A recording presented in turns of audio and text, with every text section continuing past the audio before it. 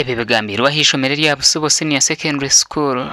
erukushangwa muri Kashozi Division Shema Municipality ubwabeja bari yo senior ya kanane ya mukaga babiri babatiro mukeherero barukubagunjura ukubashemerere kuyendro mu ntekateka ningasha mindset change hamwe no kutongoza kibesere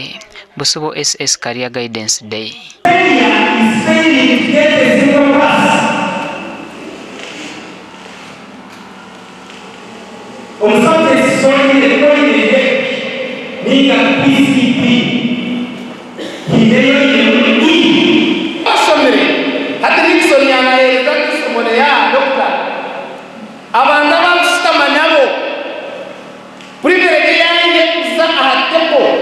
National Council for Higher Education nibachakuta hamba kashitama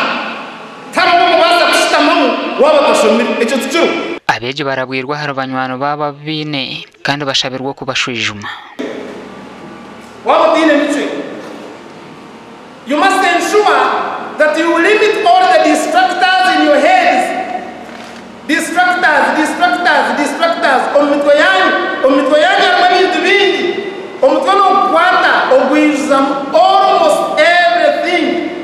omutwe kuna gwe kushikabura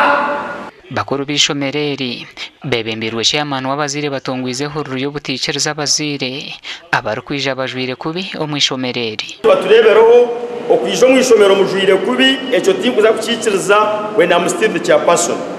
bachicenga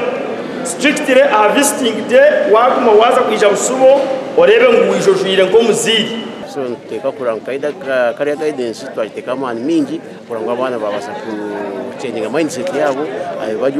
bataje mucincho kushoma babasa kushoma ikiroto cyanje nyenda kuba doctor kandi nza kumuba medicine and surgery